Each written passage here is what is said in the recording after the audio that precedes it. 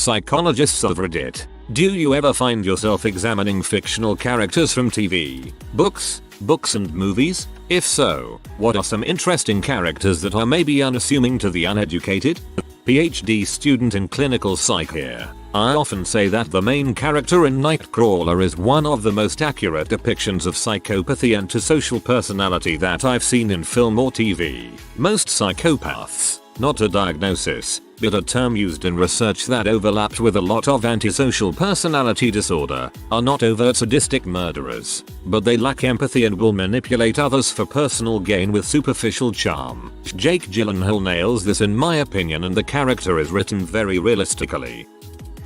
I only have a BA in psych, but my professors would often use Monica from Friends as an example to have obsessive compulsive personality disorder. That's OCPD, not OCD, which are often confused. Just the way she is very rigid and wants everything clean and organized. My professors would sometimes classify Sheldon Cooper to have OCPD as well. You just helped me understand someone who others say has OCD tendencies, and I keep on wanting to say there's something off about her, but it's not quite OCD. Iron Man is totally going through a manic episode at the beginning of the Iron Man movie where he's building all those Iron Man suits. Rapid speech, racing thoughts, no sleep for 3 nights, grandiose behavior, goal-directed tasks, his machines. But unlike manic people, he finished his objective. If I'm not mistaken, they usually don't finish projects because they start them in the manic state which at some point ends, which puts an abrupt stop to the drive. Tony Stark is super talented and resourceful, so he's just able to finish in the time of his manic episode. I wrote this a while back when in my MSW program with a mental health focus, but it applies here. Harry Potter definitely has post-traumatic stress disorder, PTSD, esp from the end of Goblet of Fire, with symptoms coming full force in the following book. Looking at the DSM-5 criteria, P. 1. Criterion A. Witness to death had his life threatened. The events of the end of Goth. 2. Criteria B. Recurrent distressing dreams. Constant nightmares. 3. Criteria C. Avoidance. Doesn't want to talk about Cedric. Begins avoiding his friends and isolating himself to avoid questions about that night. 4. Criteria D. Self-blame. Esp with Cedric and suggesting they grab the portkey together. Feelings of detachment or estrangement from others. Belief that his friends don't get it. Feeling isolated. 5. Criteria E. Irritability, anger outbursts. All of book 5. Reckless behavior. Harry in a nutshell. Problems with concentration. Sleep disturbances. 6. Criterion F. Has persisted longer than 1 month. 7. Criteria G. These disturbances cause clinically significant distress and impairment. 8. Criterion H. His experiences cannot be attributed to a substance. For example, drugs. Hogwarts really needs a counseling center. I don't know how it would fit in or if it fits in at all, but his saving people thing, as they called it, where he basically puts it upon himself to save everyone he loves, really begins to become more visible starting from mood, when he's developing all these other symptoms.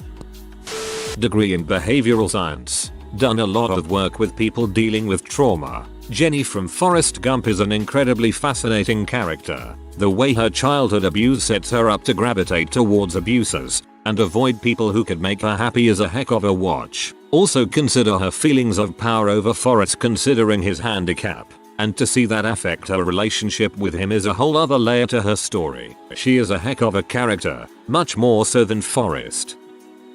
I read someone examining Chuck McGill from Better Call Saul. Chuck basically believed he had a disease but didn't, and it stemmed from a narcissistic personality needing to be in a world where he was treated like a king. He already was a person of respect and on top of his field, but his wife divorcing him and his ne'er-do-well brother being more charming sent him into some kind of spiral. I can't say it as well as that person did. If a psychologist knows the show, I'd love to hear their opinion on Chuck.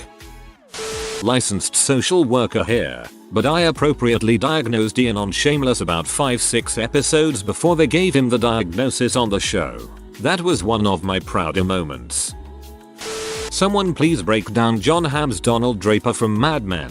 That character is so complex and kind but also so fricked up you end up love-hate loving the guy.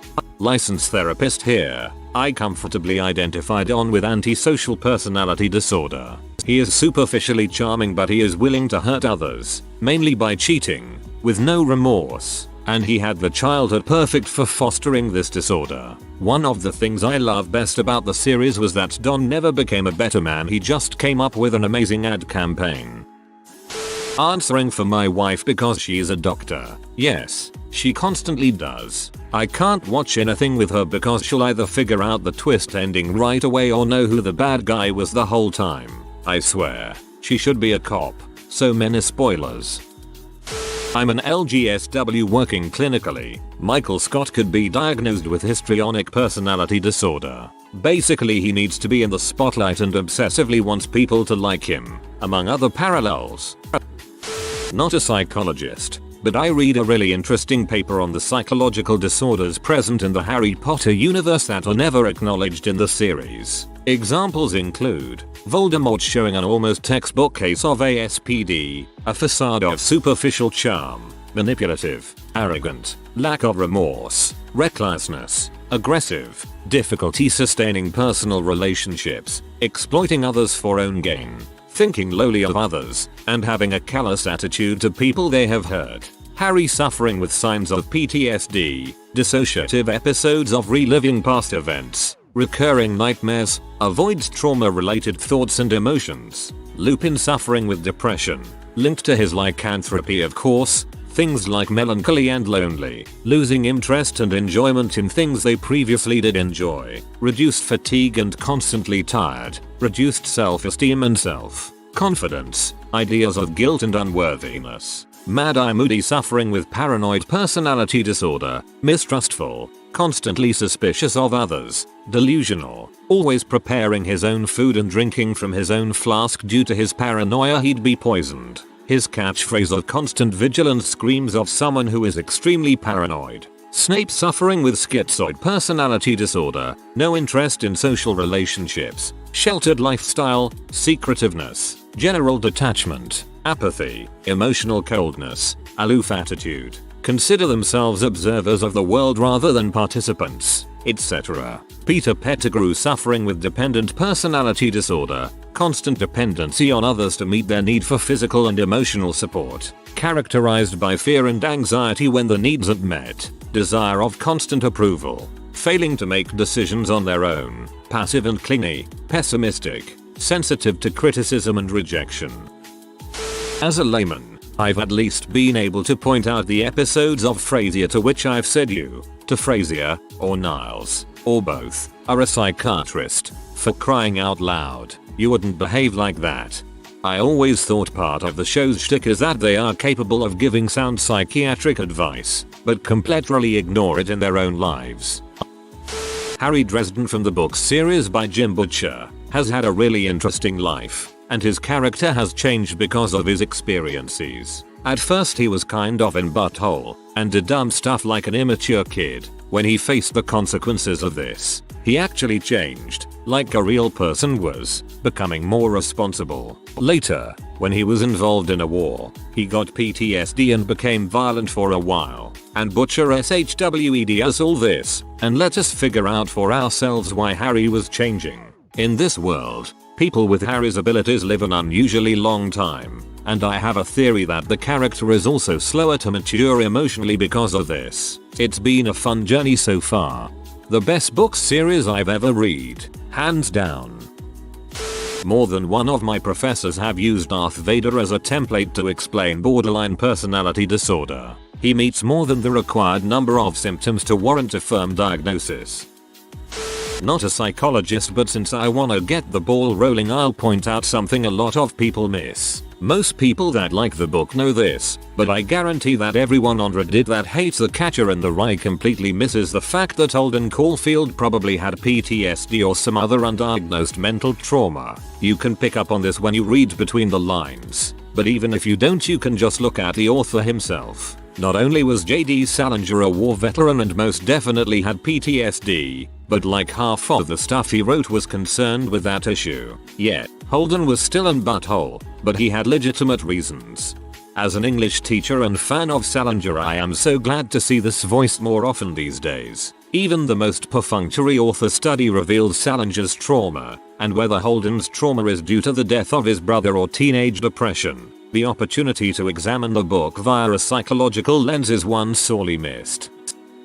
I saw a therapist off and on for a few years, and she mentioned once that Matt Damon in Good Will Hunting was the best fictional depiction of PTSD she'd ever seen. It's not your fault. So I'm not a psychologist, though that's one of the majors my undergraduate studies are in. When I watched Split, everyone was watching the guy with dissociative identity disorder, formerly known as split personality disorder, and analyzing him. I was paying attention to the girl. From the moment I saw her remove her jacket, I turned to my friend and said she was sexually abused as a kid, and he was like, sure she was. How would you know that? I explained that she was wearing multiple layers of clothing, more than the weather warranted, considering how the others were dressed, and childhood sexual abuse victims are likely to wear multiple layers for a variety of reasons. More of a barrier between the abuser and them, the feeling of needing to hide, guilt associated with their body, the feeling that if they aren't exposing skin that makes their abuser desire them, they won't be abused, etc. The writer of Split did well at adding that nuance, even before putting in her flashbacks. Of course I only know that from experience, and then my mother pointing out that I did that, and explaining why. She's a mental health therapist, so I suppose I recognize my own. I love your analysis and hate why you were able to recognize it. Not the characters as much as the writers. How a character is written makes me wonder, what did the writer want to convey with this action description plot point, and are they actually doing that? As has been discussed at length elsewhere, many male authors write female characters in a pretty telling way which can be hard to unsee. I had given up writing fiction after reading my own work because of this fact. Not only did all my characters speak in my own voice, but the female characters were absolutely cringeworthy. Glad I realized that fairly early on in life. Wasn't it psychologists doing just this with Arthur Conan Doyle's works years ago that had them come to the conclusion that Sherlock Holmes might have Asperger's syndrome? I was watching House, MD, whose character is based on Sherlock Holmes. They have an episode where one of the doctors lists out the symptoms of Asperger's and it fits House's character. Except the other character says no, House is just an butthole. Not a psychiatrist, but as an Asperger's person, I can safely say Sheldon Cooper is way too good at detecting sarcasm. I am 33 and I still sometimes slip up and think they're being genuine. Bella Swan from Twilight. She has really low self-esteem, abandonment issues, anxiety, etc. She's addicted to Edward like he's a drug. From my experience I kinda think she has borderline, but I can't confirm cause BPD needs a deep examination and she's not real. LOL. She's also a vessel character, so she isn't supposed to have a real personality, but rather the bones of one so the reader can insert themselves into her. Not a psychologist, but my aunt is. She was telling me just the other day how Arnold Rimmer from Red Dwarf displayed all the signs of an anxiety disorder, and how she wished the show had continued so she could see how they dealt with it. You can imagine her look when I told her that not only has the show been back, Rimmer's anxiety disorder has been confirmed. But really, Rimmer is a really interesting psych case. He seems incredibly real to me, more real than any other fictional character I've ever seen. I highly recommend it. Sister-in-law is a psychiatrist and I just asked this. According to her, her biggest pet peeve when watching media is the commonly inaccurate portrayal of discrimination. That is sexism, racism, homophobia, etc. Not because there aren't people that act like that, obviously there are, but because Hollywood depicts it in a binary fashion. That is, you're either racist or you're not, and people assume that since they aren't like those people, they don't have to look inward to themselves and notice their own bigotry and prejudice, because they aren't hurling slurs, have active conscious hatred, or burning crosses. So she doesn't really examine them. More or less she temporarily feels annoyed, as there's a lot of nuance to be had in such a portrayal, yet almost no one takes advantage of this. One of her favorite counters to the whole "I can't be racist, I have a black friend, black spouse" is to simply counter with, "So, by that logic, if a man has a wife, that means they can't be sexist, right?" Shuts them up real quick. I have a master's in experimental psychology, so I'm probably not the type of psychologist you were thinking of, but the answer to your question is absolutely yes. It was even an exercise in my abnormal psychology class. I don't know about unassuming characters, but I can tell you that I often have a very different interpretation of characters than many people do. For example, a common complaint I hear about The Last Jedi was that Luke tossing away the lightsaber was out of character, but I found it very consistent with someone who have been through the trauma he had. One thing you learn when studying psychology is that the power of the situation is a lot stronger than many people think it is. I am not a psychologist, but I do have a degree in it. I find myself examining Cillian Murphy's character in Dunkirk, but that's not to say that no one else does the same. But yeah, he has a smallish role in the film, yet his character is one of the best. He is so realistic, and if he were a patient I would work with, I'd definitely be treating him for PTSD. I'm in the middle of watching BSG, so don't spoil me, but guys, Baltar seems to have avoidant personality disorder. He does whatever he can to avoid negative evaluation by others, including lying and avoiding both people and things he's supposed to be doing. He seems to be preoccupied with being criticized or rejected. He definitely sees himself as socially inept, and he seems unwilling to take personal risks. Studied social work and spent a lot of time with physically and sexually abused teen girls. I'm often horrified at how people so horribly misinterpret the characters in Evan Rachel Wood's 13. What upsets me most is how many people give evidence Evie wasn't really abused is just making it up, with evidence that anyone who knows girls like that knows is the evidence she was abused. I'm so late to this party, but I'd love to see someone take a swing at Arrested Development. Literally any character. All of the characters? All the Winnie the Pooh characters are pretty textbook. Eeyore, major depression. Rabbit, narcissistic personality disorder. Owl, delusions of grandeur. Tigger, ADHD. Pooh is mentally handicapped. Piglet, anxiety. I think there is a pretty good semi-academic write-up if it's somewhere on the interwebs. Holy crap, I loved Pooh as a child. Never thought of this, and it's almost painfully obvious.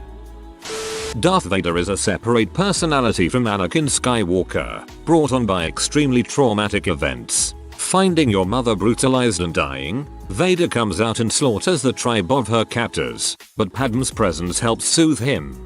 Being forced to kill your friends in order to save your wife, who unknowingly helps keep Vader locked away. Then your best friend cuts off all your limbs, leaves you to burn to death on a lava bank, and then you're forced into a life support suit and your wife dies anyway. Pretty traumatic. No wonder he doesn't snap back to Anakin for 23 years, especially since the very suit he's in is a symbol and device of continuing that trauma. TLDR. Anakin and Vader are separate people. Traumatic events cause a mental switch.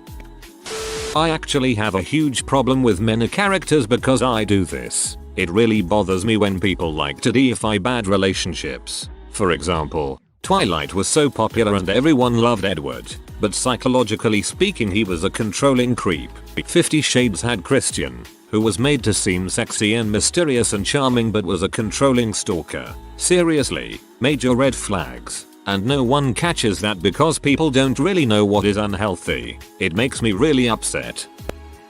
Charles Putter from Diary of a Nobody is a good one. Lots of great examples of everyday social psychological processes such as fundamental attribution error and impression management, or in Putter's case attempted impression management. Similar to the Le Guin story Utopia, Eeyore is a polar creature of suffering that must exist in the 100-acre wood. If the other animals didn't see him and understand what sadness and discomfort was, and that it's possible to take sadness as profound as Eeyore's, and, if only for a time, turn it to happiness, they could not understand that they themselves are happy and well off. Without him, their lives would be grey, devoid of joy to oppose any moment-to-moment suffering. John Rambo as depicted in First Blood is textbook case of post-traumatic stress disorder. This is largely ignored in the sequels except in the last one where one of the mercenaries mentions Rambo's 1,000-yard stare and says he isn't impressed. Not really, unless the show is clearly making a neurological or psychological diagnostic question. Me and my then girlfriend bragged about diagnosing a Wilson's disease on House MD for days. Finding symptoms in people, all the time. After a while it's almost automatic. It means nothing without a good number of sessions, obviously, but it happens. I guess it's mostly a tic I developed while studying for my exams in college. It made learning all the neurobiology classes, diagnosis, Egg-Angelman syndrome, Huntington disease, and clinical symptoms easier to retain. So yes, but you also need to remember something. Fictional characters are just that, fictional. Often they'll do what's necessary for their story rather than what's necessary for them. This is one of the reasons GOT is so popular. The narrative isn't what drives the story. Rather, it's the reactions of the people and how they influence the story. Well, they have always been character-driven stories and plot-driven stories. Mostly. I say mostly because the White Walker War is a plot point that character interaction cannot change. Character-driven story like Game of Thrones isn't unique in that sense. Interestingly enough, Jesus could be diagnosed with a manic depressive disorder, and likewise, many people who are bipolar at some point believe they're the Messiah, full sense of grandeur, and can experience auditory and potentially visual hallucinations. When you believe you are the Messiah enough that everyone, including God, believes you too. Psychologist here. The honest and boring answer is no. Maybe I'm not too invested in my profession. I only work part-time as a psychologist. Maybe it's something else. I analyze characters the same way I guess most viewers do, through the underlying assumption that they are written by someone who hopefully has a clear image of their motivations. I try to understand these motivations like anyone else would. Sorry about the boring answer, OP.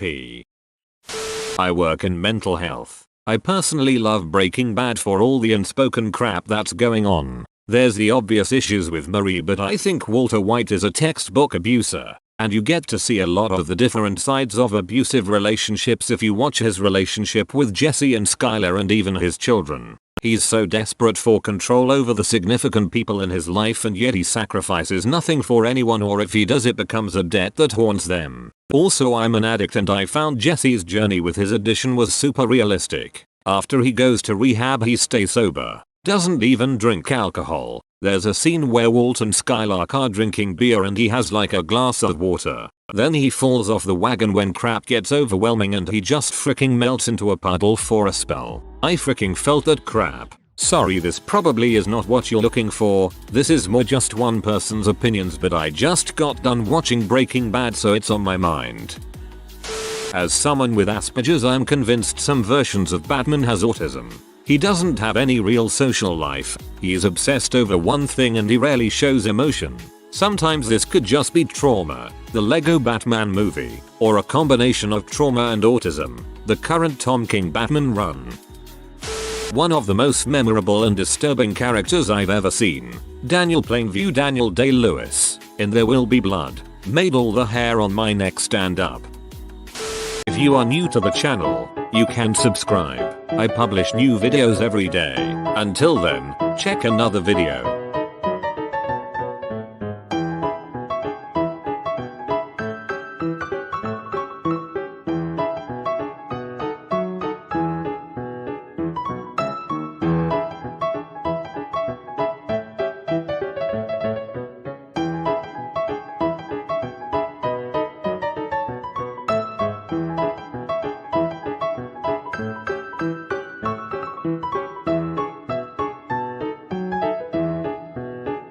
Bye for now.